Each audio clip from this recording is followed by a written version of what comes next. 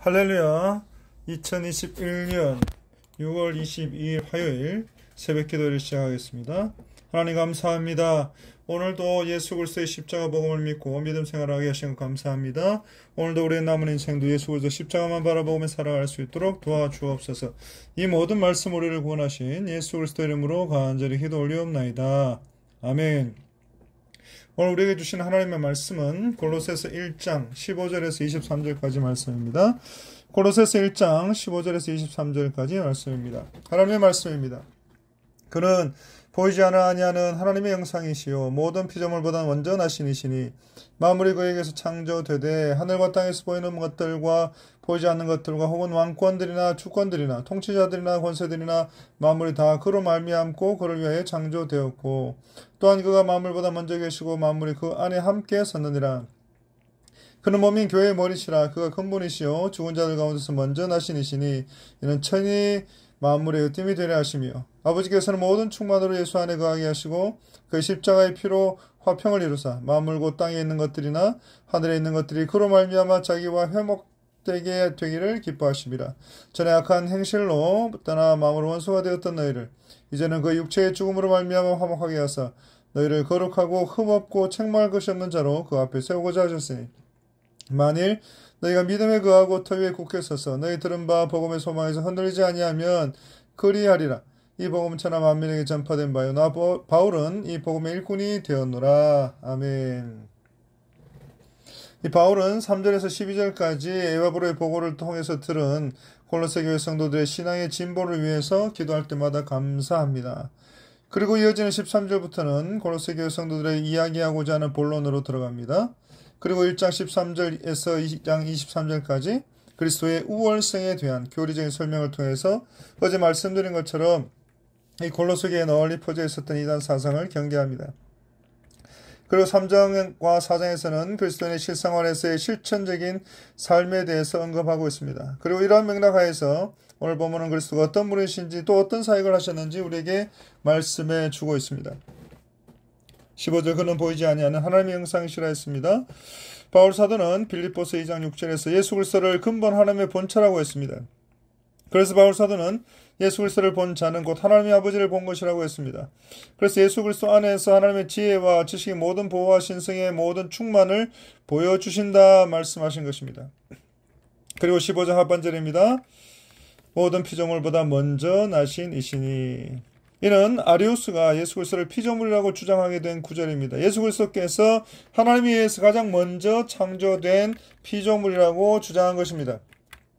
그러나 아리우스의 이러한 주장은 먼저 나신이라는 말을 잘못 이해한 데서 비롯된 오해에 불과한 주장인 것입니다. 먼저 나신이란 유대 사회에 있어서 아버지의 대행자요 상속자인 장자와 관련해서 메시아적 호칭으로 사용된 표현입니다.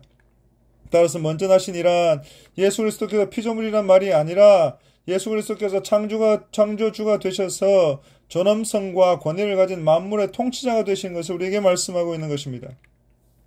그리고 예수 그리스도께서 모든 창조물보다 먼저 나셨다는 것은 창조물이 아니라는 것입니다. 또 예수 그리스도께서 나셨다는 것은 예수 그리스도께서 지음을 받은 존재가 아니라는 것입니다. 그래서 먼저 나신이라고 하는 말은 결단코 창조의 순서를 말하는 것이 아니라는 것입니다. 그래서 요한복음 1장 3절 만물이 그로 말미암아 지은 바 되었으니 지은 것이 하나도 그가 없이는 된 것이 없느니라 했습니다.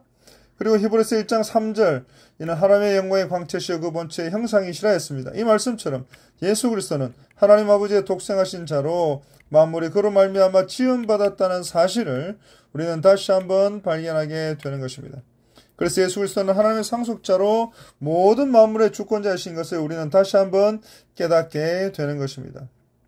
그리고 16절, 이 16절에는 15절에 먼저 나신이라는 말의 의미를 다시 한번 확실하게 증거해 줍니다. 만물이 그에게서 창조되되 만물이 다 그로 말미암고 그를 위하여 창조되었고 그래서 그 어느 것도 예수 그리스도 안에서 창조되지 않은 것이 없다는 것입니다. 그리고 구원이라고 하는 것은 오직 예수 그리스도와 연합할 때만이 이루어진다는 것을 우리에게 말씀하고 있는 것입니다.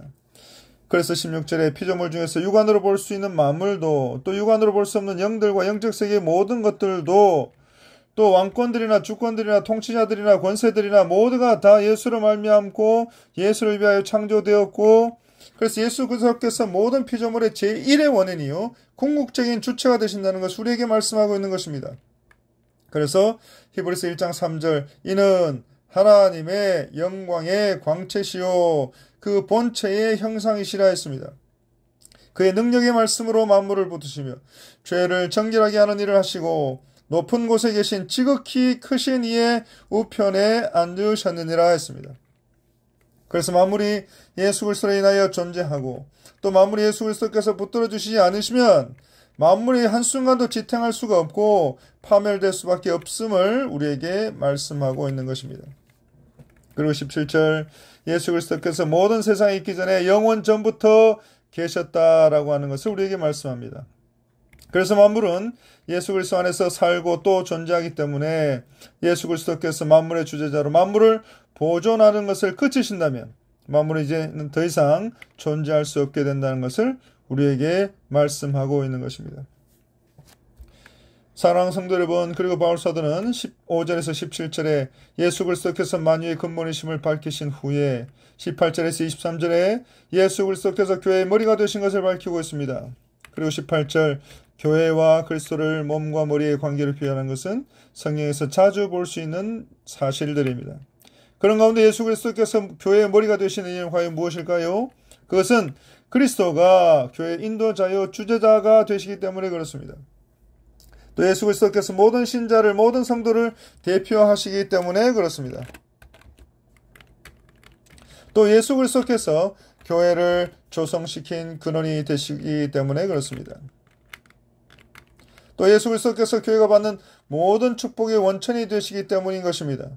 그래서 몸의 모든 지체들이 그 머리의 지시에 당연히 따라야 하는 것처럼 교회의 각 지체들은 교회의 머리 대신 예수 그리스도의 권위에 철저히 순복해야 하는 것입니다. 또 몸의 모든 지체들이 머리를 중심으로 통일과 조화를 이루어내듯이 교회 구성원인 성도 한 사람 한 사람은 각각 예수 그리스도를 중심으로 통일과 조화를 이루어야 할 것을 우리에게 말씀하고 있는 것입니다. 그래서 18절, 생명의 근원이 되신 예수 그리스도께서 죽음을 단번에 정복하신 부활의 첫 열매가 되시는 것을 우리에게 말씀합니다. 고린도전서 15장 20절, 그러나 이제 그리스도께서 죽은 자 가운데서 다시 살아나사 잠자는 자들의 첫 열매가 되셨도다. 그래서 그리스도는 생명의 근원이요 죽음을 단번에 정복하신 부활의 첫 열매가 되시는 것입니다. 로마서 1장 4절, 성경의 영으로는 죽은 자들 가운데서 부활하사 능력으로 하나님의 아들로 선포되셨으니 곧 우리 주 예수 그리스도시니라. 죽음에서 부활하심으로 말미암아 하나님의 아들이심을 당당히 보여주셨고, 히브리서 7장 16절에 그는 육신에 속한 한 계명의 법을 따르지 아니하고 오직 불멸의 생명의 능력을 따라 되었으니 영원한 생명을 성도들의 소망으로 주신 예수 그리스도를 믿는 믿음을 가지고 살아가는 저와 여러분들이 다 되시기를 간절히 바랍니다. 그래서 20절에 기록된 것처럼 하나님은 천지 만물을 창조하시고 인간을 만들어 하나님과 만물 사이의 중보자로 세우신 것을 우리는 기억합니다. 그러나 인간의 모든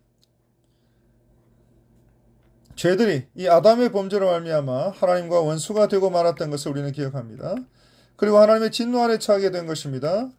그리고 만물 역시 중보자를 상실함으로 말미암아 부조화 가운데 신음하게 되고 만 것입니다. 그런데 예수 그리스도께서 오셔서 십자가에서 대속의 죽음을 당하심으로 말미암아 예수 그리스도를 믿는 그 모든 자의 죄를 말소하사 하나님과의 관계를 본래의 상태로 회복시키신 것입니다. 그리고 땅에 있는 것들이나 하늘에 있는 만물까지도 본래 상태로 회복시키신 것입니다. 그리고 이것이 바로 기독교 구원론의 핵심인 것입니다. 그래서 20절, 예수 그리스도의 십자가의 피로 이루신 화평과 화목을 받아 누리는 저와 여러분들이 다 되시기를 간절히 바랍니다. 이제 말씀을 맺겠습니다. 23절, 만일이라는 이 말은 적어도라는 말로 바꿀 수 있습니다. 그래서 성도라면 적어도 열심히 있는 믿음 안에 있어야 함을 말씀하고 있습니다. 그래서 사탄의 유혹에 흔들림이 없이 믿음 안에서 살아야 할 것을 우리에게 강조하고 있습니다. 그래서 터 위에 굳게 서서 기초를 세운다라는 말에서 유래한 말인데 교회의 기초가 되시는 예수 그리스도를 가리키는 말씀입니다. 그래서 이 예수 그리스도의 터 위에 예수 그리스도 안에 견고히 계속해서 든든하게 서 있어서 흔들리지 말라는 것을 우리에게 말씀합니다. 그래서 이 복음의 소망에서 흔들리지 아니하면, 복음에 나타난 예수 그리스도의 왕국에 대한 영생에 대한 소망에서 흔들리지 아니하면 예수 그리스도의 왕국에서의 영생의 소망을 굳게 붙잡고 믿음을 지키며 살아갈 수가 있게 된다는 것을 말씀합니다. 그래서 바울 사도가 예수 그리스도를 섬기는 자로 말미암아 복음을 위해서 전심전력을 다했던 것처럼 교회 설립 70주년 동안 한결같이 복음을 위해서 전심전력하면서 달려왔던 우리 소모도교회처럼 오늘 우리도 동일하게 우리 주님 앞에서는 그날까지 복음을 위해서 전심전력하며 달려가는, 그래서 잘했다 칭찬받는, 그래서 그 든든한 믿음 위에 우리의 영생의 복이, 영생의 복락이, 또 구원의 열매가, 또 영광스러운 멸류관을 받아 누릴 수 있는 저와 여러분들의 귀한 믿음, 귀한 인생 될 수 있기를 간절히 우리 주님의 이름으로 축원하고 바랍니다. 기도하겠습니다. 하나님, 은혜를 베풀어 주시니 감사합니다. 예수 그리스도를 통하여 아버지 하나님의 모든 죄와 허물이 사함을 받고 구원받게 된 것 감사합니다. 오늘도 우리 모든 남은 인생도 동일하게 이제껏 달려온 것처럼 앞으로도 예수 그리스도의 그 복음의 위에 든든하게 서서 천국 복음을 위하여, 영생의 복음을 위하여 교회가 하나님 앞에 귀하게 쓰임받기 위해서, 또 우리 각각의 인생들이 하나님 앞에 더욱더 능력 있게 쓰임받기 위해서 복음 위에 든든히 서가는, 또 복음을 위해서 전심전력하며 달려가는 모든 주의 권속들이 다 될 수 있도록 도와주옵소서. 이 모든 말씀 우리를 구원하신 예수 그리스도의 이름으로 간절히 기도 올리옵나이다. 아멘. 이제 기도하겠습니다. 교회를 위해서 기도해 주시기 바랍니다. 담임 목사님 위해서 기도해 주시기 바랍니다. 또 환우들을 위해서 기도해 주시기 바랍니다. 또 다음 세대들을 위해서 기도해 주시기 바랍니다. 그래서 우리 모든 개인의 기도 제목들 하나님 앞에 간절히 기도를 올려드릴 때에 이 기도의 소원 들어주시고 응답하여 주시고 하나님의 놀라운 능력이 모든 주의 권속들 가운데, 삶 가운데, 인생 가운데, 생각 가운데 나타나게 하여 주옵소서. 우리 구주 예수 그리스도의 이름으로 간절히 축원드리옵나이다. 아멘.